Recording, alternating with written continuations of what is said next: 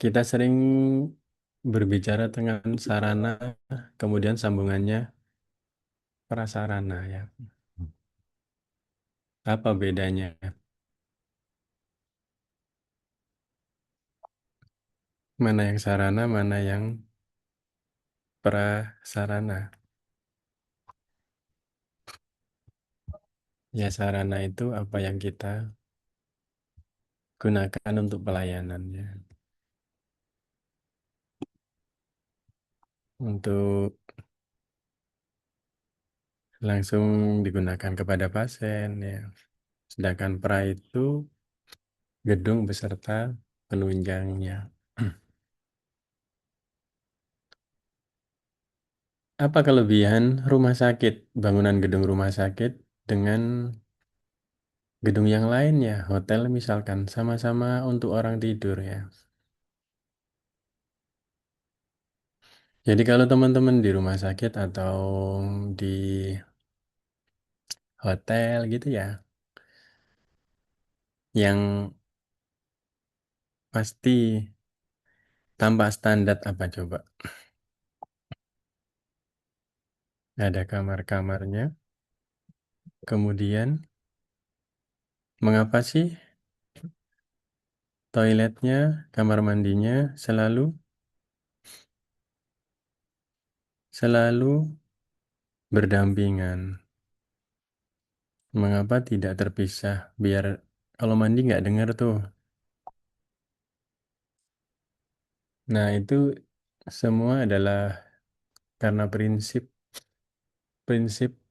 tata kelola saluran-saluran di sebuah gedung ya, agar lebih mudah dan bisa lebih efisien ya.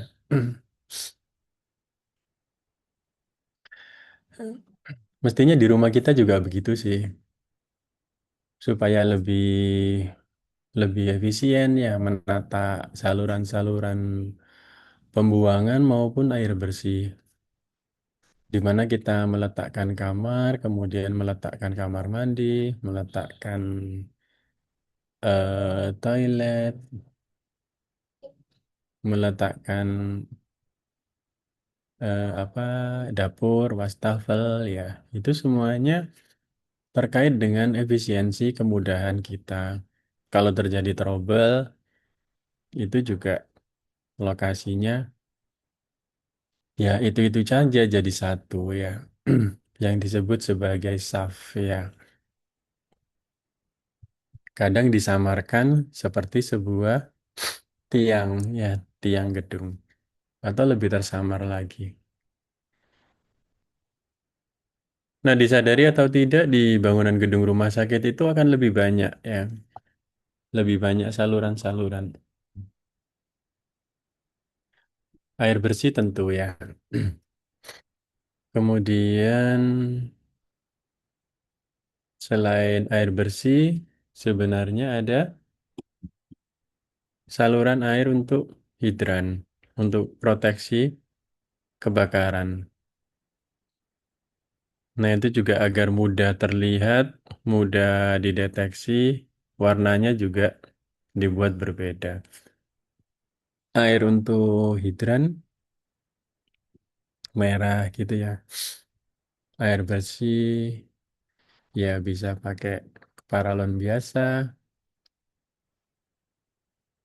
kemudian atau hijau gitu ya.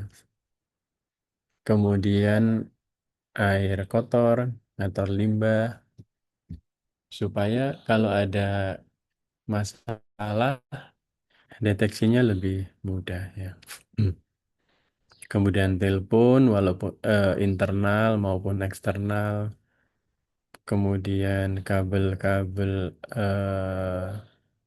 untuk internet ya kabel LAN, kemudian listrik, kemudian gas medis itu sendiri bisa oksigen, nitrogen atau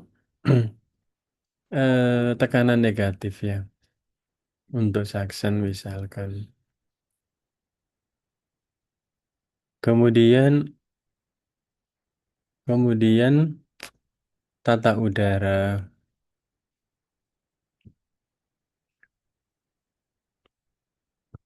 Baik emang untuk tata udara tekanan ya, tekanan positif, mengatur tekanan positif, negatif dalam ruangan-ruangan itu, atau juga untuk air conditioner. Apakah AC-nya secara untuk masing-masing ruangan di unitnya ataukah secara sentral ya? Dan mungkin sekarang udah banyak penggunaan pneumatic tube dengan segala kelebihan dan kekurangannya. Jadi banyak ya, kira-kira berapa sembilanan gitu ya. Bisa lebih. Nah, kemudian keamanan gedungnya. Nah, itu yang akan kita bahas ya. Keamanan gedungnya sendiri, persyaratan gedung-gedungnya.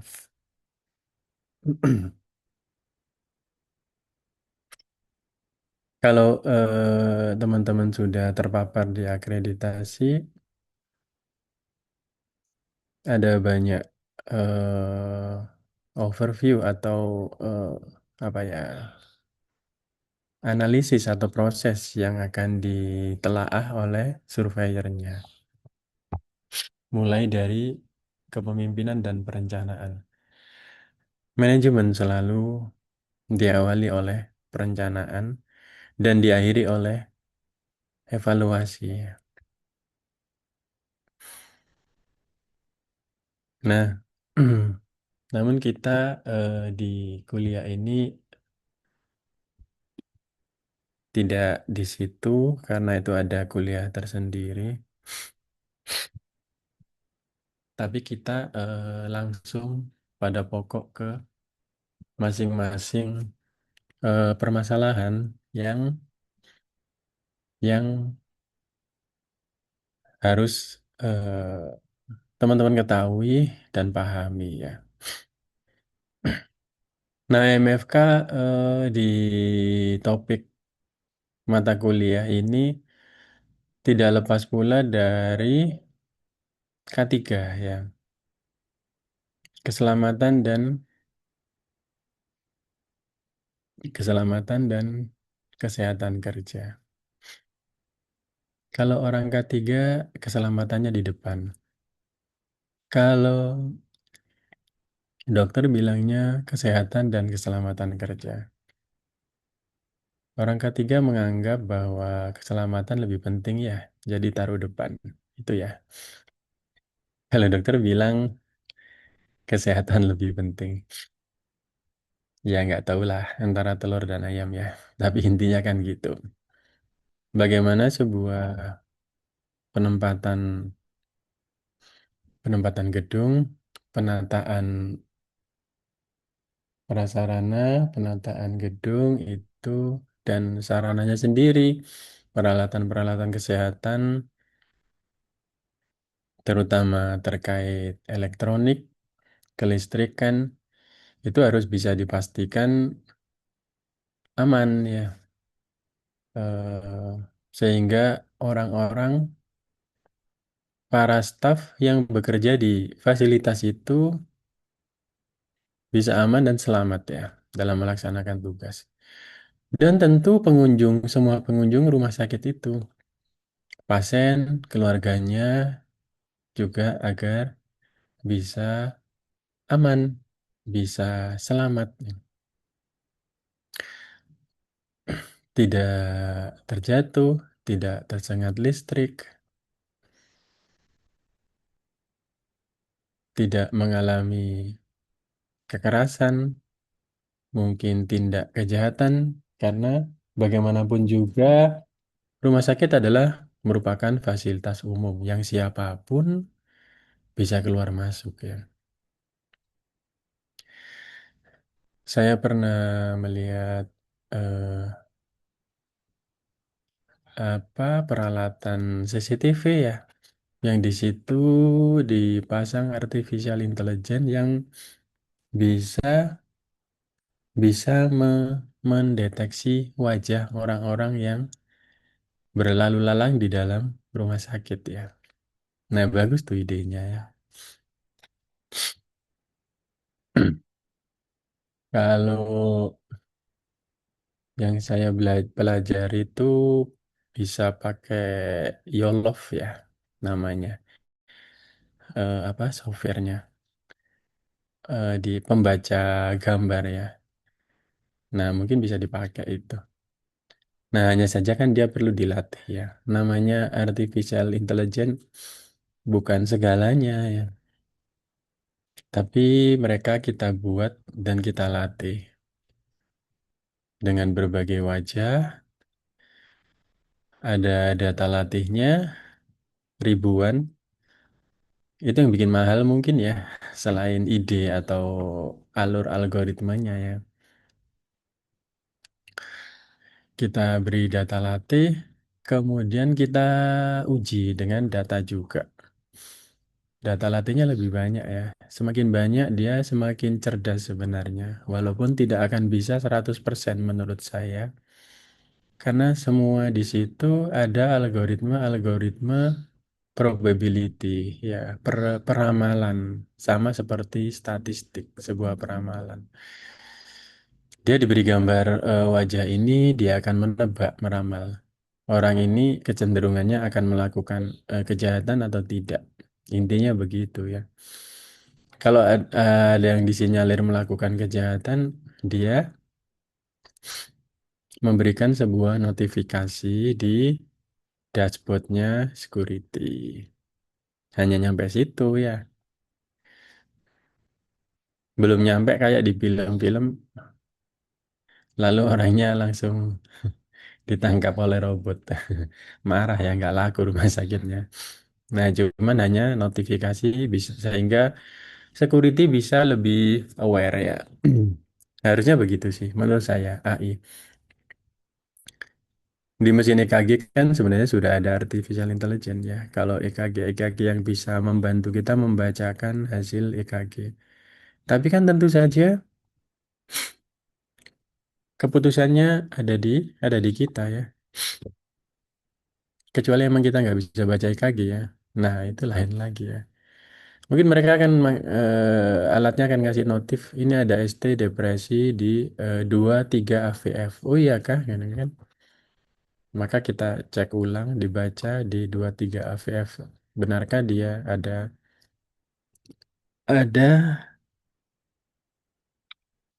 apa? Ada IMA inferior atau mereka bilang alatnya mendeteksi misalkan suspek ventricle tachycardia. Ya. Tetap aja ya kan kita cek. Iyakah vertical tachycardia? Kita periksa nadi orangnya masih teraba atau tidak. Atau yang memang orangnya sesak atau nadinya tidak diraba, dia shockable atau tidak, dan seterusnya. Nah, di situ fungsi artificial intelligence. Nyampe sana ceritanya. Nah, itu tentang keamanan dan keselamatan. Kemudian ada kuliah tentang B3 ya. Kuliah tentang B3, bahan berbahaya dan beracun. Di rumah sakit banyak limbahnya ya. Bisa bentuk cair, bisa juga bentuk padat. Itu limbah ya, sampah. Tapi kan ada juga yang bukan sampah ya. Kira-kira apa?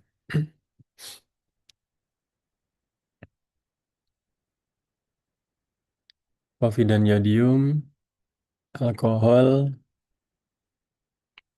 reagen-reagen. Kalau dia dalam kapasitas tertentu lebih dari 1 liter, maka dia akan menjadi B3. Apalagi B3.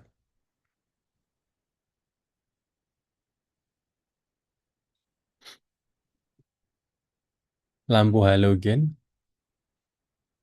itu juga B3 ya.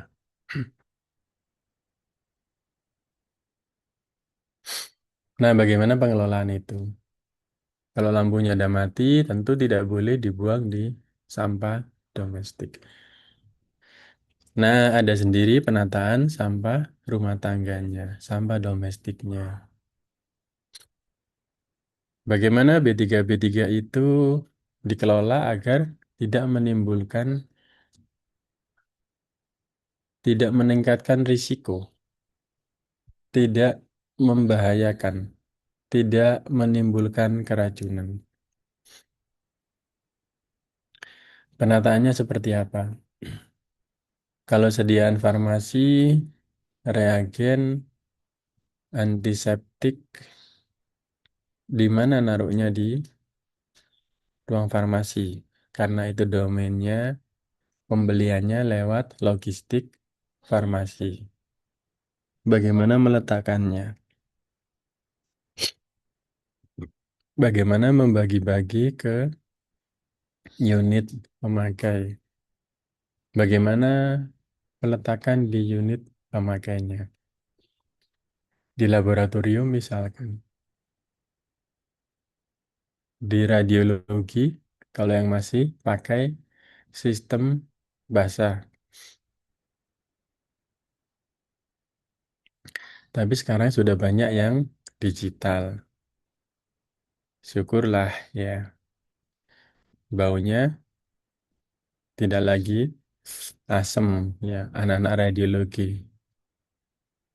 Kemudian tidak ada buangan limbah cair yang mengandung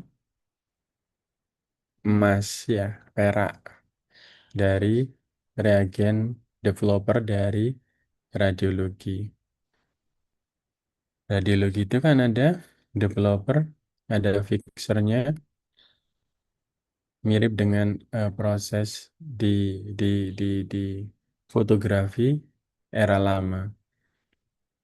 Gimana gambar negatif dicelupkan dalam cairan developer yang mengandung emas. Kemudian sampai timbul gambar dipindahkan ke fixer untuk difiksasi gambarnya. Kalau tidak, gambarnya akan semakin jelas, jelas, jelas dan akhirnya hitam semua berkembang. Setelah ditaruh di fixer, sekian menit dipindah ke air biasa untuk dibilas. Nah, itu dalam kurun pemakaian tertentu kemampuannya bisa menurun dan menjadi lebih lambat, menimbulkan gambar, maka dibuang. Nah, dibuang itu merupakan limbah berbahaya dan beracun. Nah, syukurnya sekarang yang digital sudah tidak pakai itu lagi.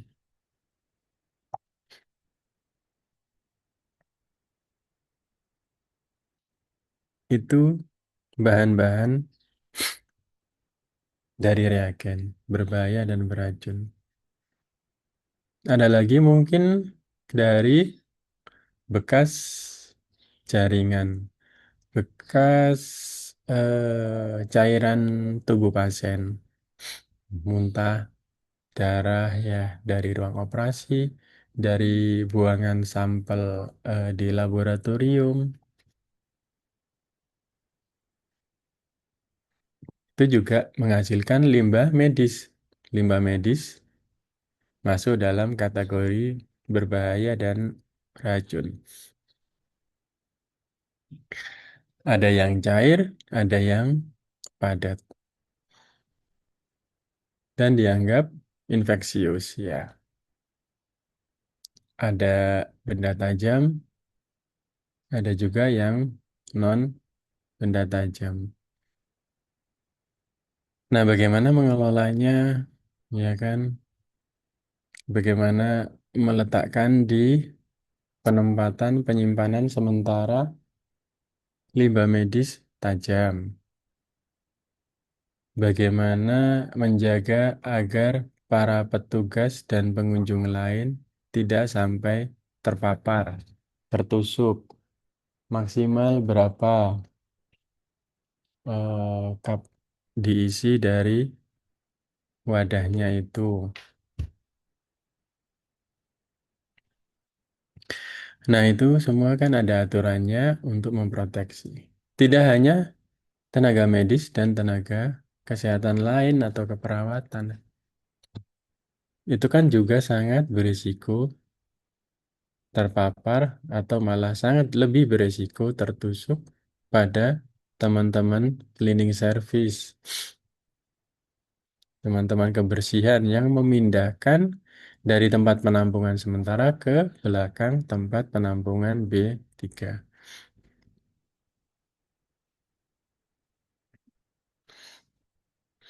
Bagaimana para petugas bisa disiplin? Kalau limbah B3-nya masuk ke limbah rumah tangga, itu akan membahayakan masyarakat. Kalau limbah rumah tangga masuk di limbah B3, ada pengaruhnya nggak? Tidak ada pengaruhnya ya. Tapi berisiko pada keuangan vaskesnya ya. Kan jadinya lebih berat. Gimana daripada susah, semuanya dianggap aja B3 ya. Buang aja di B3 semua. Ya, itu beresiko karena harga pengelolaannya lebih mahal. Bagaimana kondisi penyimpanan sementara di belakang? Harus aman, tidak terjangkau oleh orang luar, sampai kepada pengangkutan dan pemusnahan. Yang semuanya juga wajib terlaporkan di Dinas Lingkungan dan Kementerian Lingkungan Hidup. Nah, jadi memahami manajemen rumah sakit tidak hanya terkait dengan pelayanan pasien. Justru ini yang awam mungkin bagi kita. Bagaimana gedung kita bisa aman, bisa dicegah terjadinya kebakaran, atau kalau toh ada kebakaran, bagaimana cara penanganannya yang cepat, tepat, bisa mengamankan. Ada proteksi aktif, ada proteksi pasif. Bagaimana penataan saluran-saluran hidran?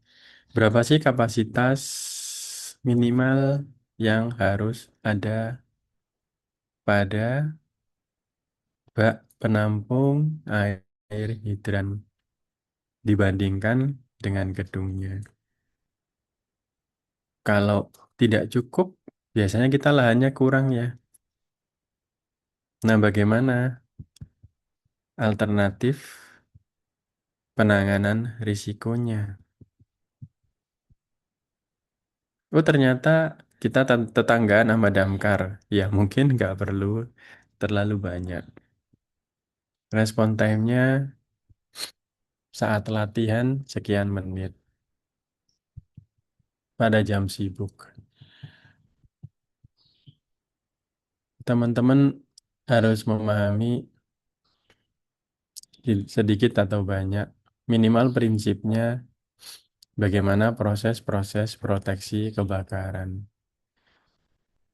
Bagaimana pemasangan sensornya, sensor asap, sensor suhu, kemudian sprinklenya ditaruh di mana, dan bagaimana melakukan uji komisioningnya.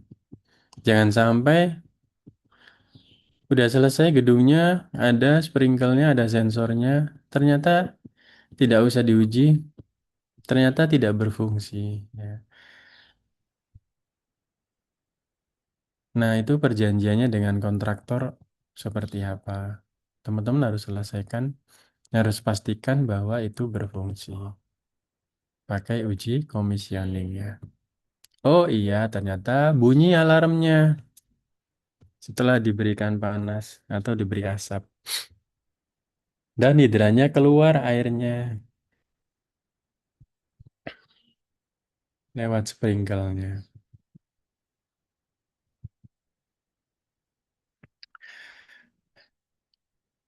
Selanjutnya akan dibahas juga nanti yang B3 ini dari eh, beliau yang konsen di teknik lingkungan ya. Kemudian teknisi kesehatan, kemudian dari pakar keselamatan. Nah, peralatan medis, bagaimana cara pemeliharaannya? Kapan masih perlu kita pelihara? Kapan memang sudah waktunya mengganti? Ya. Jangan sampai kita kehabisan dana hanya untuk melakukan pemeliharaan, perbaikan. Berarti memang sudah waktunya peremajaan. Bagaimana penataan alat-alat itu? Bagaimana melakukan kalibrasi? Bagaimana melakukan ukuran keamanan? Jangan sampai alat itu membahayakan, membuat pasien atau petugas tersengat listrik, atau alatnya tidak berfungsi sebagaimana mestinya. Dia salah mengukur, salah mendeteksi, salah mendiagnosa karena tidak terkalibrasi, sehingga dokternya salah melakukan tindakan akibat salah diagnosa. Nah, itu sebabnya tetap memperhatikan kondisi pasien ya. Mungkin teman-teman yang medis waktu sekolah dulu begitu ya. Saya dulu begitu. Kalau ujian, kita hanya berpatok pada alat, langsung nggak lulus ya. Waktu koas harus dipastikan memang sesuai dengan kondisi klinis pasien. Karena alat mungkin ada salahnya ya. Bagaimana sensitivitas dan spesifisitas dari alat itu? Saya sudah membuktikan, ya tentu ya, alat yang lebih murah ternyata kurang kurang spesifik atau mungkin kurang sensitif. Saat dulu jadi kepala IGD, ditelepon oleh ruangan, pasiennya mengalami atrial flutter ya. Saya datangi, pasiennya ternyata enggak. Di situ tercatat nadinya enggak teratur. Ternyata nadi orangnya teratur. Ya, kata orang Jawa, ono rega, ono rupa ya.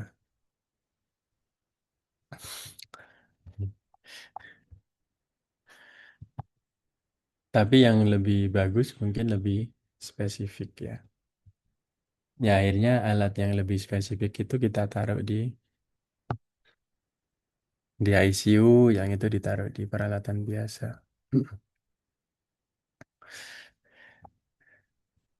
Oke,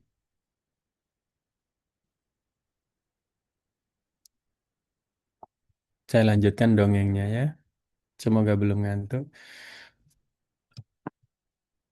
Sistem utility, utilitas ya, eh, dikenalnya ya.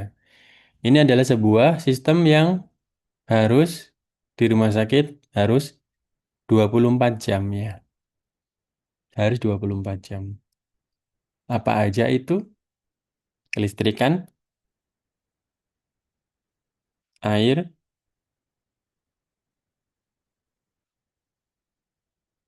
komunikasi mungkin, internet, gas medis ya. harus tersedia. Nah, sehingga ini adalah sebuah kumpulannya, sekumpulan fasilitas yang harus tersedia dalam 24 jam. Dan di dalam pembiayaan di keuangan biasanya juga dijadikan satu ya teman-teman. Nanti di kuliah keuangan, di laporan keuangan, di rugi laba itu ada biaya utility, air, listrik, internet, gas medis ya, oksigen terutama.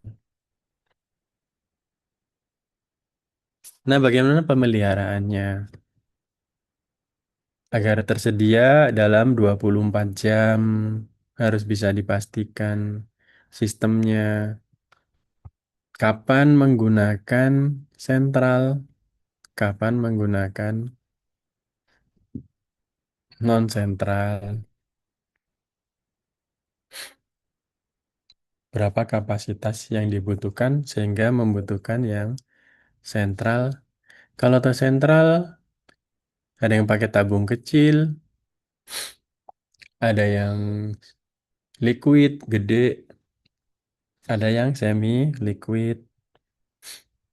Nah, ternyata di masa pandemi itu semi liquid bukan semi liquid ya. Liquid tapi yang apa sih nama tabungnya? Yang tidak terlalu gede itu lebih bermanfaat ya. Saat pandemi sebenarnya oksigen ada ya. Di Gresik tuh diproduksinya banyak kok nggak kurang. Tapi gangguannya adalah di distribusi. Tabung-tabungnya pada kepake. Udah dipakai bisa di rumah sakit, di puskesmas, di klinik, di rumah. Sebenarnya benar tuh di Jakarta tabung oksigen dikumpulin di Monas untuk menata distribusinya. Bukan oksigennya kok yang habis. Saya membuktikan sendiri ya. Ada, tapi dan distribusiannya yang tidak mampu melampaui kapasitas kebutuhan. Itu supir truknya itu nggak tidur ya 24 jam. Udah kita rayu pakai sogokan apa aja, dia nggak mau, dia pengen tidur. Nah, ternyata saya minta, gimana kalau kita ngisi sendiri di sini? Oh, silakan ya. Nah, maka karena kita punya tabung yang liquid itu gede, tapi masih bisa mobil, bisa dinaikin pickup atau double cabin. Nah, tiap hari kita ngambil di sana. Nah, bisa nggak kekurangan akhirnya. Nah, itu adalah pengalaman-pengalaman untuk meminimalkan risiko ya, risiko kehabisan oksigen. Bagaimana mencegah kebocorannya? Kemudian air. Bagaimana cadangan yang disediakan? Kalau ternyata nanti kebutuhan air dari daerah tidak tercukupi atau ada perbaikan. Nah, jadi manajemen fasilitas dan keselamatan ini semuanya banyak ke arah sebenarnya manajemen risiko. Risiko di mana? Risiko di bidang keamanan dan keselamatan. Semua dipetakan. Risiko-risiko keselamatan dan keamanan bagi pasien dan staf serta pengunjung lainnya. Bagaimana risikonya jika ternyata pasokan air yang biasanya dipakai terhenti atau tidak memenuhi syarat?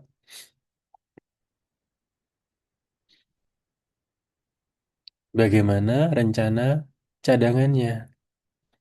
Kerjasama dengan penyedia swasta misalkan, atau truk-truk tangki yang menyediakan pengadaan air bagi daerah-daerah yang belum dijangkau fasilitas air daerah.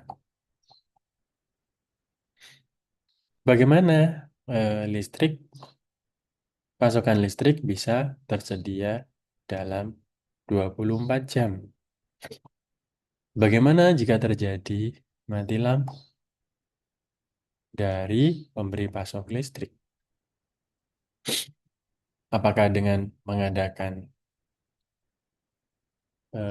generator secara mandiri ataukah dengan bekerja sama dengan pemberi pasokan listrik negara? Kembali lagi, dihitung biayanya lebih besar mana. Jadi sebenarnya kan ada dua alternatif tuh. Membeli genset sendiri apa bekerja sama dengan PLN. Jadi kalau mati lampu PLN mendatangkan generator mereka. Nah, bisa saja lebih mahal atau bisa saja lebih murah. Ya tergantung kapasitas yang kita butuhkan.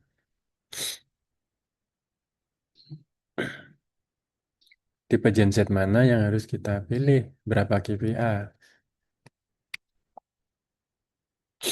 Kemudian, apakah manual atau otomatis? Secara otomatis perpindahan arusnya, menyalanya. Bagaimana kita menjamin bahwa genset itu langsung menyala? Jika terjadi kematian pasokan listrik. Nah, semua harus dimitigasi, ya, direncanakan risiko-risikonya dan dilakukan rencana-rencana jika risiko itu terjadi. Dan tentu disimulasikan, dilatih. Jangankan di rumah sakit, di fakultas kedokteran, itu juga harus dilatih. Saat ujian CBT atau OSCE nasional, pasokan listrik harus diyakini bisa ada secara kontinu. Sehingga saat terjadi mati lampu, gensetnya bisa berfungsi. Dilihat oleh pengawas pusat. Gensetnya tersedia atau tidak, bisa nyala atau tidak. Bagaimana pemeliharaannya? Untuk menjamin bahwa saat dibutuhkan, dia memberikan pasokan.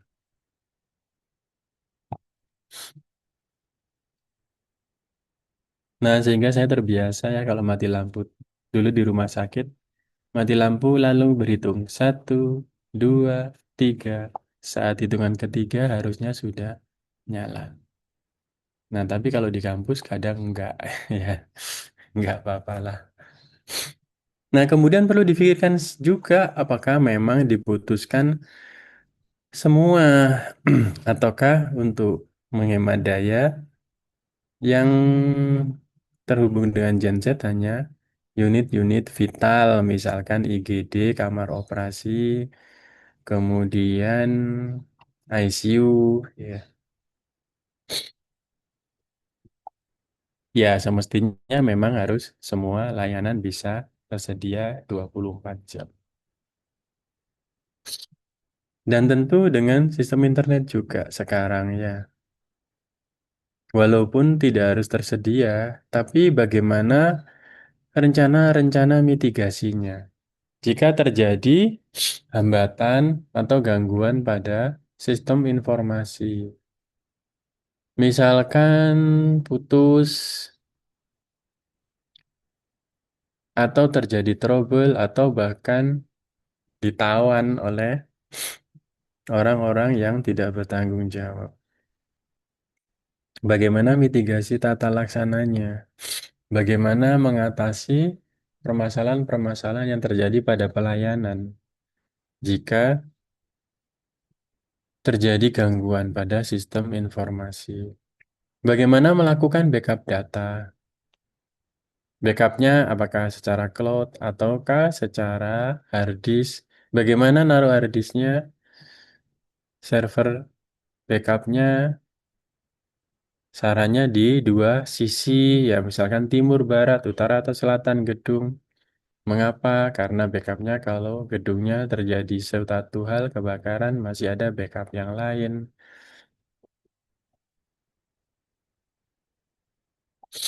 Nah, begitulah.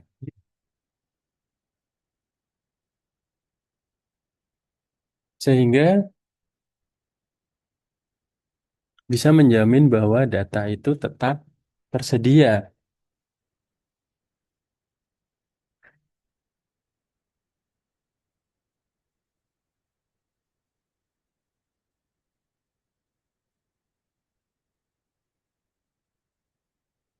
Data tetap sedia dan pelayanan masih bisa berjalan dengan lancar. Kemudian, bagaimana risiko-risiko infeksi di pelayanan kesehatan? Saya ikutkan di sini. Semoga yang ngasih kuliah masih tetap Bunda Kosti ya. Kebetulan saya kenal baik dan beliau pakar PPI ya, yang dulu sangat legend memberikan pelatihan di mana-mana. Nah, teman-teman beruntung ya tidak perlu membayar biaya workshop, tapi diberi kuliah oleh beliau. Teman-teman boleh tanya sepuasnya mau ada pertanyaan apa. Oleh Bu Kosti Panjaitan. Bagaimana peran PPI untuk mencegah terjadinya infeksi di rumah sakit atau mencegah timbulnya kejadian luar biasa di rumah sakit. Bagaimana memproteksi para staf dan juga karyawan. Nanti dijelaskan tentang tugas-tugas atau apa ya? Ya, tugas-tugas atau peran peran pencegahan dan pengendalian infeksi. Mulai dari kewaspadaan,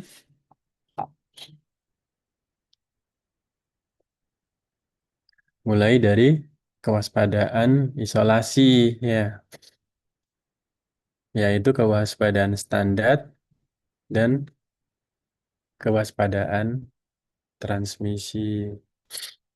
Ada 11 ya kewaspadaan standar. Apa saja itu sampai kepada sterilisasi, ya, melakukan lumbal fungsi, melakukan menjaga keamanan benda tajam, penyuntikan, dan seterusnya. Kemudian kewaspadaan transmisi. Kalau kontak seperti apa? Kalau airborne seperti apa? Ya, ada 3. Kemudian yang lainnya adalah melakukan melakukan mengawasi pelaksanaan dari bundle of Asia. Upaya-upaya pencegahan terjadinya infeksi terkait pelayanan kesehatan.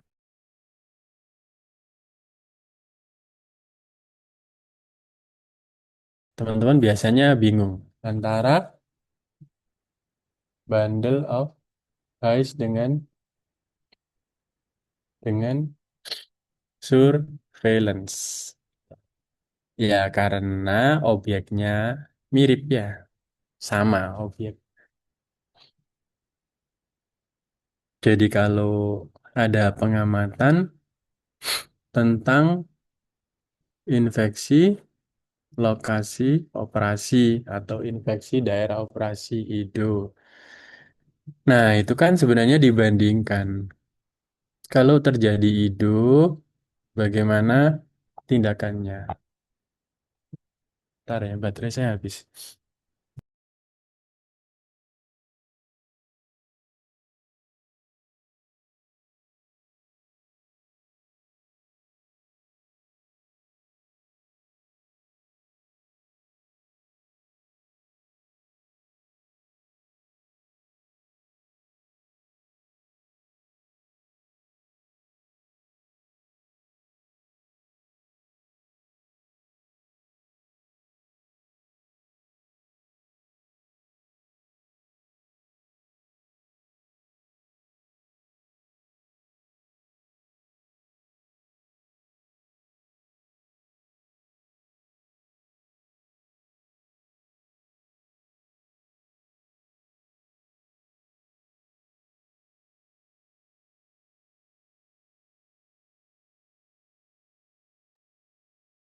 Nyampe mana?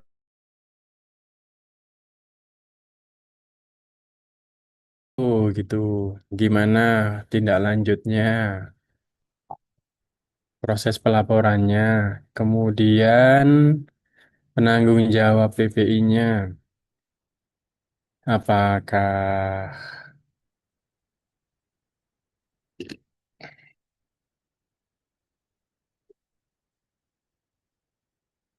apakah IPCN-nya ya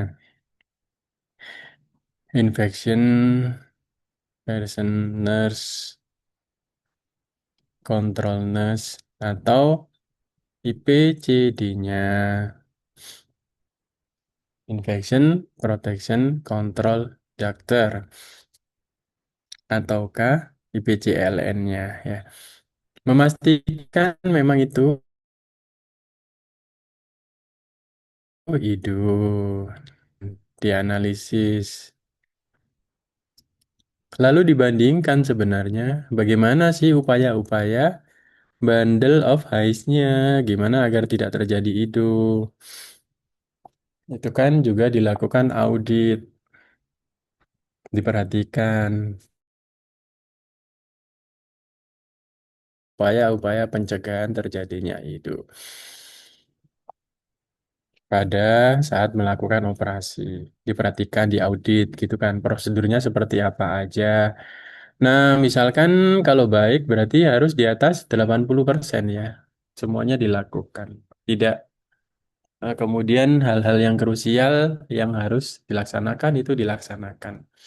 Ya, misalkan mulai dari pasien masuk harusnya seperti apa saat melakukan desinfeksi, kemudian bagaimana kesterilan alatnya, meletakkan duk prosesnya sampai selesai operasi, penutupan luka, selesai operasi, penutupan lukanya dengan kasa. Nah, itu semua ada prosedurnya. Sebenarnya mudah ya, ada di pedoman pedoman PPI ya. Dan ada petunjuk teknis PPI. Di situ ada semua, tinggal melaksanakan dan di di apa? Di tinggal dipakai ya, maksudnya diimplementasikan di vaskes kita, rumah sakit kita, tergantung kebutuhannya. Gitu. Kalau memang melakukan operasi, ya proses itu dilaksanakan. Kemudian misalkan ventilator associated ya infeksi pemakaian ventilator. Mungkin kalau di Fasiankes primer itu nggak pakai gitu loh. Kalau di rumah sakit ya pakai. Atau kejadian infeksi saluran kencing karena pemasangan kateter urin. Di Fasiankes Pratama mungkin pencegahan infeksi terkait pemakaian nebulizer misalkan atau pemasangan IV kateter vena ya IV kateter. Nah, itu kan di gimana pencegahannya kemudian Kejadiannya seperti apa? Harusnya nol ya gitu. Nah, itu beda antara bundle of hash dengan surveillance-nya. Kemudian melakukan audit ya. Kemudian selanjutnya mendidik para staff. Nah, itu tugas-tugas dari PPI ya. Nah, di mana pencegahan resistensi antibiotik, antimikroba sebenarnya bukan di PPI ya. Ya, nanti disampaikan oleh Ibu Kosti. Kemudian konstruksi ya. Nah, kemudian saat melakukan renovasi atau pembangunan ya, konstruksi. Bagaimana proses konstruksi ini bisa aman bagi semua, bagi staf, bagi pengunjung, bagi orang sekitar rumah sakit, bagi pasien, ya. Dilakukan mitigasi, ya. Pra-construction risk assessment, misalkan. Jangan lupa ada yang risiko-risiko secara keseluruhan, tapi ada juga risiko-risiko terkait infeksi. Iya. Jadi ada PCRA, ada IKRA. Sekarang ada perubahan lagi deh kayaknya istilahnya. Berubah melulu. Ada pra-construction risk assessment yang di dalamnya ada IKRA, infection control risk assessment. Nah, tetapi kalau infection control risk assessment itu kan sebenarnya menurut saya tidak hanya pada konstruksi, tapi memang harus dilaksanakan di semua unit ya. Dilakukan assessment, dilakukan mitigasi risiko, assessment risiko di setiap unit layanan.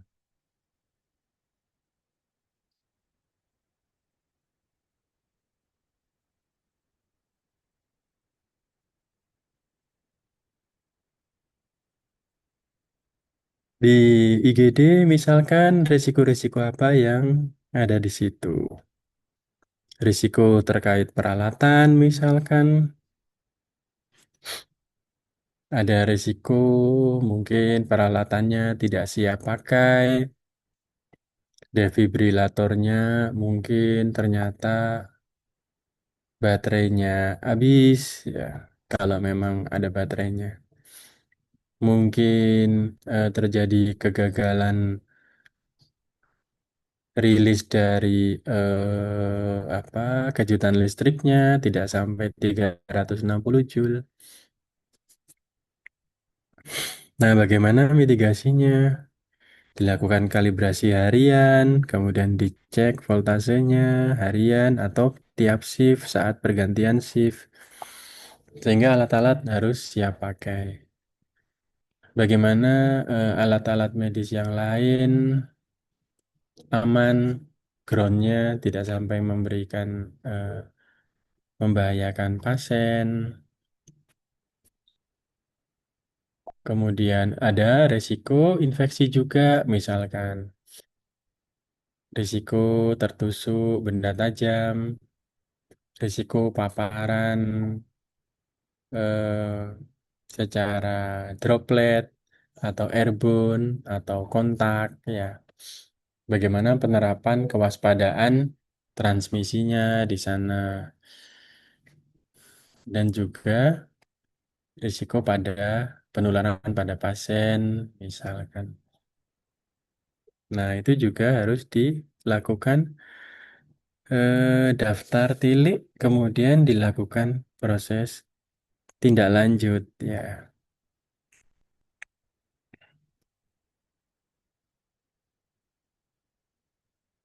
Jadi tidak hanya waktu pelaksanaan konstruksi. Pada waktu pelaksanaan konstruksi, bagaimana Caranya agar debu-debu tidak masuk ke unit layanan. Bagaimana kebisingan suara-suara itu tidak mengganggu pasien atau pengunjung lain.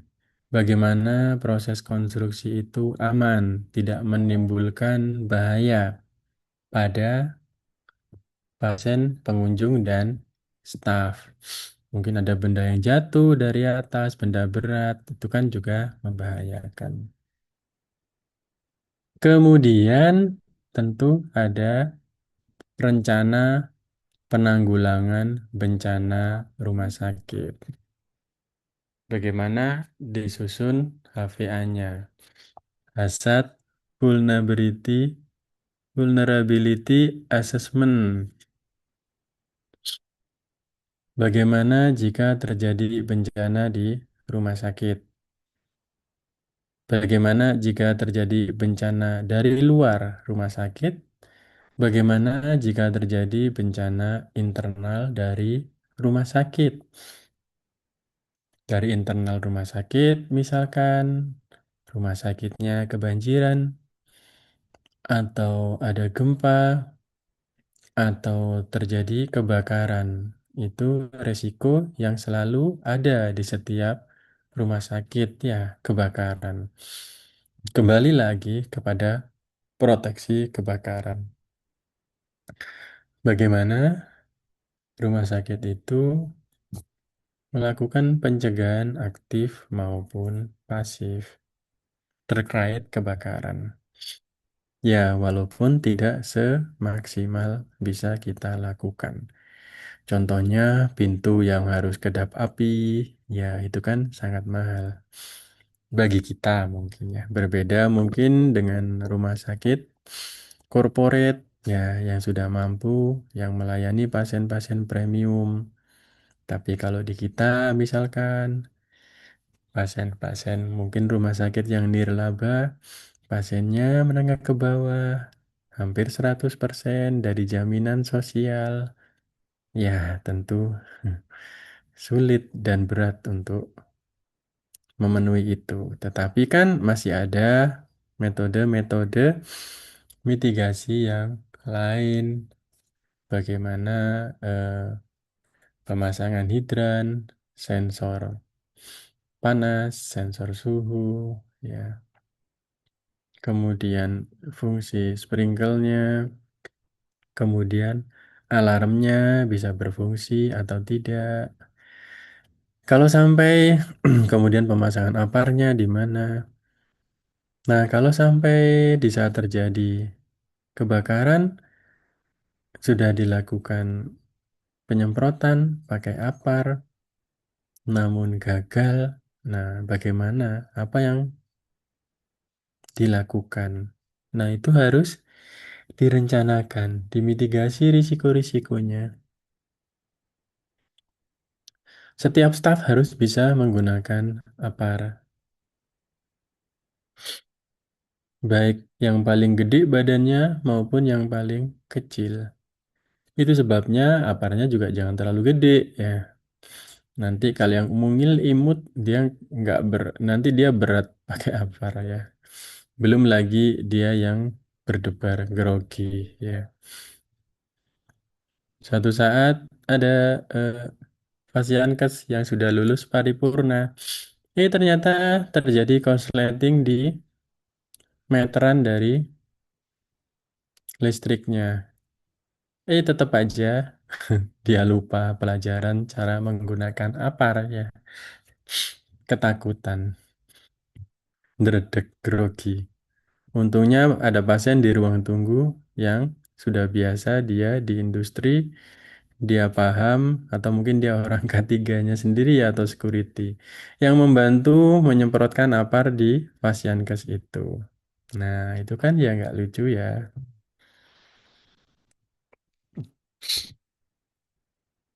Nah, sehingga memang harus terbiasa memakai apar. Itu sebabnya harus dilatihkan secara rutin, minimal setahun sekali.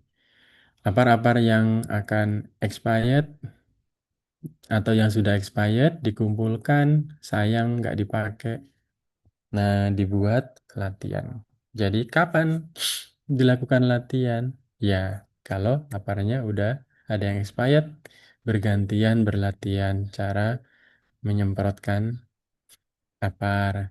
Ya, kapan yang pakai serbuk, kapan yang pakai kimia. Yang kimia tentu lebih mahal sehingga lebih diminimalisir. Mungkin lokasi-lokasi yang di situ ada alat-alat yang mahal, alat elektronik gitu ya, komputer, itu mungkin pakai yang kimia. Sedangkan yang serbuk mungkin alat-alat biasa. Karena begitu, apar serbuk kita semprotkan itu sangat mengotori dan sulit dibersihkan ya, merusak. Jadi nggak semuanya pakai serbuk. Nah, kemudian dilakukan perencanaan-perencanaan mitigasinya, kemudian disimulasikan. Bagaimana seandainya ada bencana dari luar yang mengakibatkan kelonjakan pasien di instalasi rawat darurat, misalkan terjadi kecelakaan massal atau ledakan industri, misalkan rumah sakitnya dekat daerah industri, ada keracunan massal, misalkan di situ ada industri, ada sekolah yang tiba-tiba membuat lonjakan pasien di IGD. Bagaimana IGD mengatasi keterbatasan? Bagaimana rumah sakit atau khususnya IGD dapat meningkatkan kapasitas mereka? Misalkan dibagi menjadi 4 stage atau 3 stage ya, kewaspadaan. Misalkan siaga 1, siaga 2, siaga 3, atau dibalik ya, kayak letusan Gunung Merapi, berapi. Kalau siaga 3, misalkan siapa saja yang dipanggil, siapa saja yang bisa membantu IGD, misalkan staf yang sedang libur dipanggil. Kemudian kebutuhan, mungkin kebutuhan tempat tidurnya, atau proses percepatan pemindahan pasien dari IGD ke rawat inap atau kamar operasi atau ICU, atau bahkan dilakukan proses rujukan di rumah sakit terdekat yang sudah bekerja sama. Nah, itu semuanya ditata secara baik dan dilatihkan. Kapan diputuskan siaga 3, dibantu oleh para staf yang lain, atau bahkan siaga 1, atau sudah dinyatakan ini adalah sebuah bencana bagi rumah sakit. Sehingga sistem kebencanaan itu harus bisa dilaksanakan mulai dari tataran pimpinan tertinggi sampai lower manager, kepala unit, bahkan seluruh staf bisa datang melakukan koordinasi dan melakukan tata laksana pada kondisi bencana. Nah, semoga pematerinya bisa. Beliau memang konsen di kebencanaan dan sudah sampai tingkat internasional. Pengalamannya juga cukup banyak di daerah bencana maupun dalam memberikan pelatihan-pelatihan di rumah sakit ya. Sudah dipercaya oleh berbagai funding ya, dari luar negeri, dari USAID, dipercayakan ke beliau untuk memberikan program-program pelatihan di rumah sakit agar rumah sakit di Indonesia itu melek bencana dan siap jika terjadi bencana baik di internal rumah sakit maupun di eksternal rumah sakit. Nah, itu cerita sinopsis tentang materi MFK ya. Teman-teman bisa pelajari regulasi-regulasinya, dan ini mungkin beberapa sudah diganti ya. ada yang diganti. Perizinan berbasis risiko juga ada yang terbaru gitu. Tapi ada juga yang masih lama dan belum diganti. Bagaimana sekarang lebih ketat? Bagaimana persyaratan-persyaratan teknis bangunan, kemudian prasarana dan sarana rumah sakit. Nah, tidak dibahas satu-satu, tapi teman-teman yang berubah beberapa, tapi ada juga yang tetap ya. Mungkin seperti tentang tenaga kerjaan ini juga masih tetap ya. Tentang keselamatan pasien itu juga masih tetap. Tentang PPI juga masih tetap ya.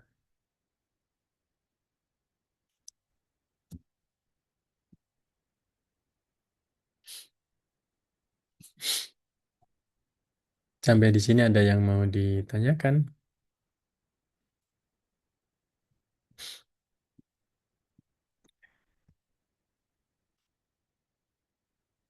Jadi, keselamatan itu meliputi keselamatan struktur, struktur bangunannya, kemudian proteksi terhadap kebakaran. Nah, untuk gedung-gedung yang tinggi itu bagaimana harus memiliki penangkal petir, kemudian instalasi listriknya. Nah, itu semua, sorry, yang di sini, ya, di sini itu juga harus memiliki surat layak fungsi. Ya, dulu nggak ada gitu-gitu ya, teman-teman. Sekarang itu harus ada. Nah, itu kan juga ada biaya ya untuk mengeluarkan surat layak fungsinya. Tapi ya gimana lagi? Memang secara persyaratan memang rumah sakit kita ya memang harus ya berfungsi dengan baik dan aman ya. Struktur-struktur bangunannya sekarang sudah lebih ketat ya. Kalau kita membangun, berapa sih besi kolom yang dibutuhkan ukurannya? Ya, mungkin sudah tidak yang terkecil lagi, tidak 8 ya, harus 12 misalkan ya. Nah, sehingga lebih aman ya, tidak sampai terjadi kejadian di seperti di tempat lain ya. Misalkan masih dalam proses pembangunan sudah roboh. Jadi meskipun eh, ada gempa, masih masih kuat bangunannya. Misalkan contohnya bahwa bangunan itu masih harus mampu memikul beban seberat itu. Mengapa? Karena juga ada peralatan-peralatan medis itu yang berat ya. Peralatan radiologi, sterilisator itu berat banget ya. Dan kesulitan ya kita dalam ngangkut. Misalkan dasarnya ya lantainya itu juga harus kuat. Nah, itu ada akhirnya kita juga harus paham ya sebagai seorang manajer ya mana yang disebut kolom ya. Kayak kita bangun rumah itu ya. Mana yang disebut sebagai tiang, mana dinding, mana lantai. Dan secara struktur ya proses-proses pembangunan itu kan strukturnya dulu. Nah, itu strukturnya harus mampu menahan beban sekian dan masih tetap berdiri walaupun terjadi gempa. Apalagi kalau rumah sakitnya memang berada pada zona-zona atau daerah wilayah yang sering terjadi gempa. Gitu.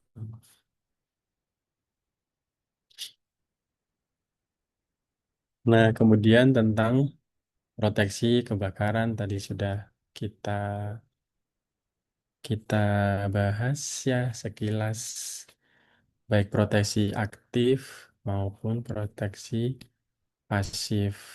Hmm. Bagaimana rute-rute jalur evakuasinya harus dipastikan memang sesuai dan tidak buntu ya, gitu. Itu harus dilatihkan. Bagaimana susahnya kan rumah sakit itu harus memiliki selasar ya, berbeda dengan hotel ya. Tangga darurat ya sudah selesai. Lah kalau orang sakit tentu kan harus memiliki selasar untuk membawa bed pasien ya. Ini mungkin beberapa aturan standarnya ya. Kalau kita tanya, di mana sih kita masang apar? Ya, ya di setiap unit atau lokasi di situ ada risiko kebakaran. Tapi selain itu, ya minimal 15 meter jaraknya. Kemudian di selasar tadi, nah tidak sembarangan kita bikin selasar. Maksimal kemiringannya hanya 7 derajat. Nah, itu sebabnya itu juga akan menghabiskan lahan kita ya. Karena memang tidak boleh lebih dari 7 derajat. Karena itu memberatkan bagi petugas. Nah, harapannya kalau kurang dari 7 derajat tuh, kemudian ramnya sudah dibuat melingkar, tidak persegi. Nah, standarnya harapannya bed pasien itu bisa dilepas sendiri ya. Seperti mainan Tamiya ya. Tapi kalau RAM-nya masih persegi kan juga nggak mungkin. Ya minimal kurang dari 7 derajat. Kalau lebih dari 7 derajat itu terlalu curam dan memberatkan bagi petugas. Bisa-bisa petugasnya sendiri tidak mampu ya untuk membawa bed pasien. Gitu.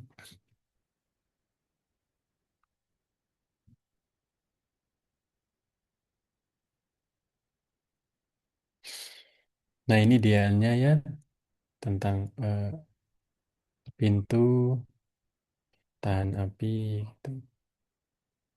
Ya minimal kita pakai yang ini proteksi aktifnya saja, pakai apar, pakai sensor, pakai sprinkle ya.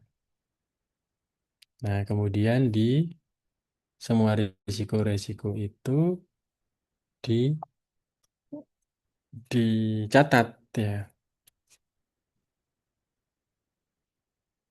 Risikonya itu seberapa besar, kemudian seberapa sering berisiko terjadi. Nah, kemudian akan ketemu level dari risikonya. Kemudian ada rencana tindak lanjutnya, rencana mitigasinya. Diapain sih agar risiko itu bisa hilang atau minimal atau risiko itu bisa lebih diminimalisir. Kemudian tadi kan keselamatan, kemudian kesehatan ya. Bagaimana tata tata udara di rumah sakit itu? Bagaimana penataannya? Mungkin teman-teman pernah masuk di rumah sakit yang memang sudah terstandarisasi internasional ya. Sudah terakreditasi internasional, GCI misalkan. Ada yang lain ya selain GCI. Nah, di situ mungkin akan lebih terasa sejuk ya walaupun tidak ada AC di sana ya.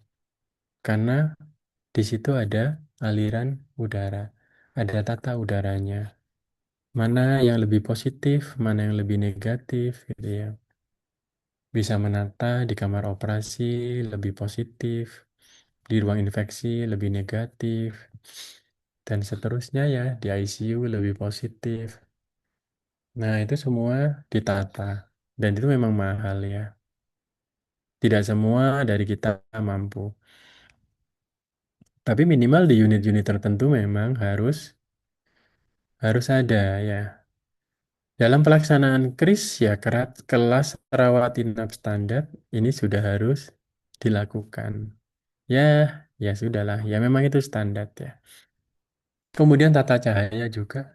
Bagaimana cahaya itu ada tidak cahaya itu bisa membuat nyaman dan sehat bagi saat siang, saat malam, dan tidak hanya bagi pasien sebenarnya ya. Kalau di kris kan hanya bagi pasien, tetapi bagi petugas di lokasi-lokasi dilakukan tindakan bagaimana cahaya itu cukup terang, tetapi tidak menyilaukan. Ya.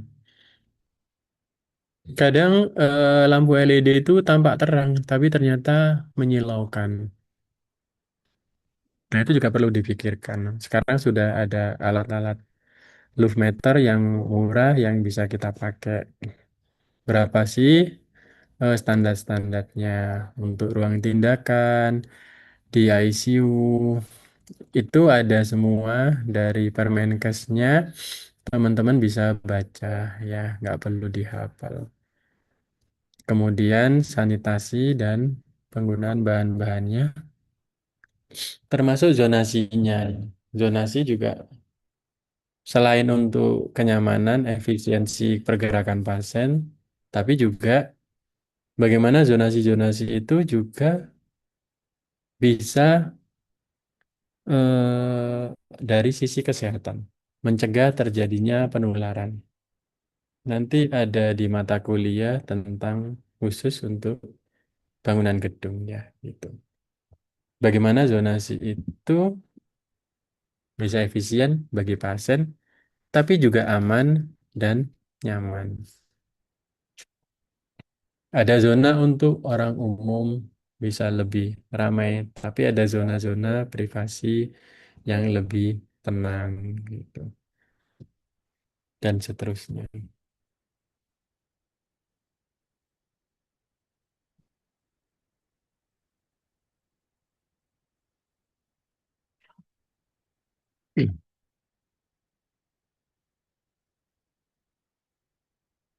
Kemudian kenyamanan. Ya.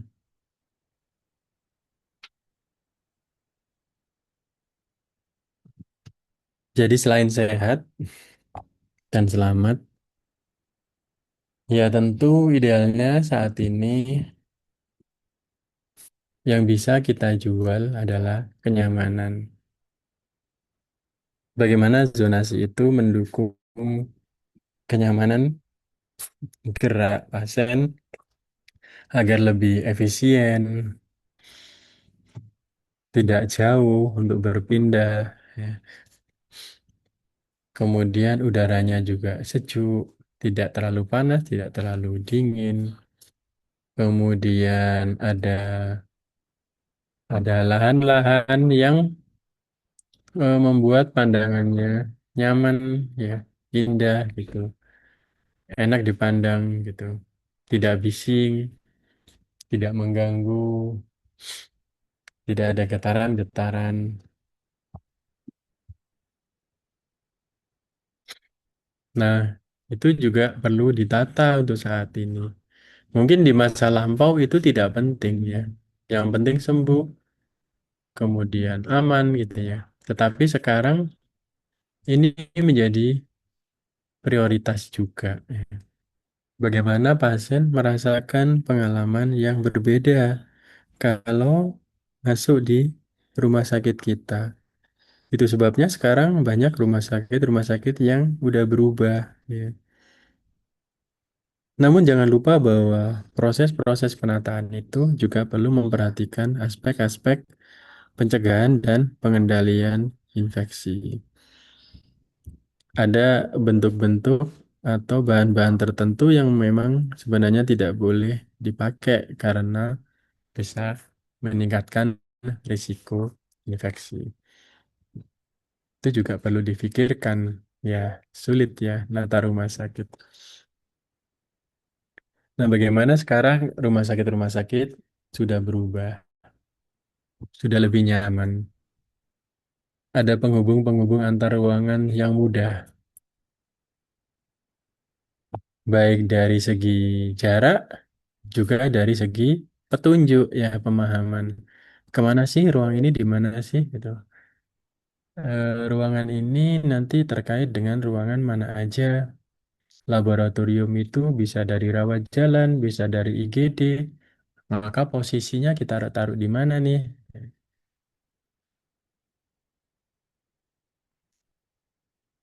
Begitu seterusnya. Permisi dok, Nah, untuk selainnya akan ada kelasnya Dokter Ansarul nih. iya, sudah mau Terus, habis ya waktunya. oke. Nah, begitu seterusnya. Intinya,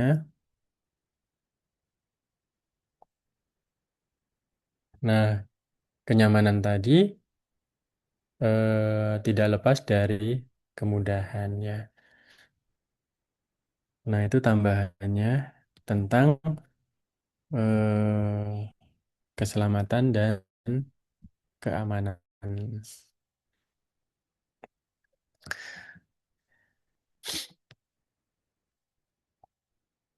Nah, di kuliah MFK tadi, nanti ada UTS, ada UAS ya, kemudian ada penugasan.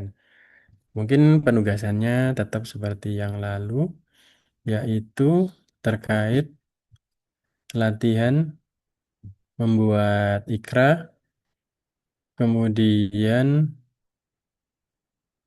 yang penugasan lainnya adalah pembuatan HVA ya, gitu. Sampai di sini ada yang mau ditanyakan?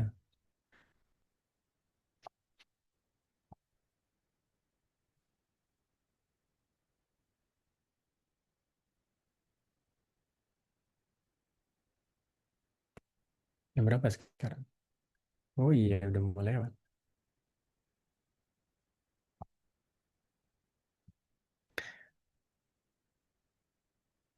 Kalau sudah tidak ada, saya juga perlu screenshot.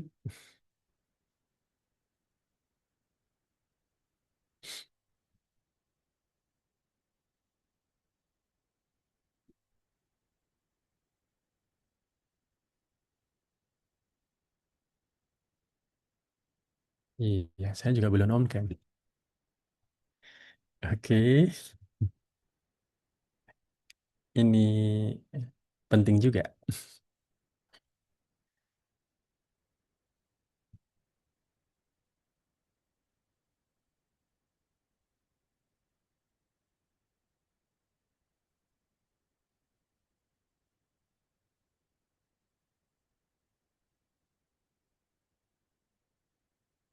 Oke,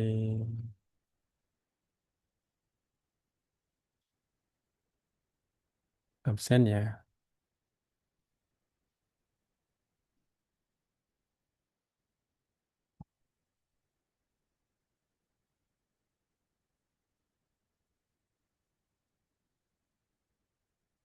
Baik, semoga lancar ya kuliahnya. Bisa Iya. mengerjakan tugasnya juga, jangan lupa. Karena itu juga tambah nilai.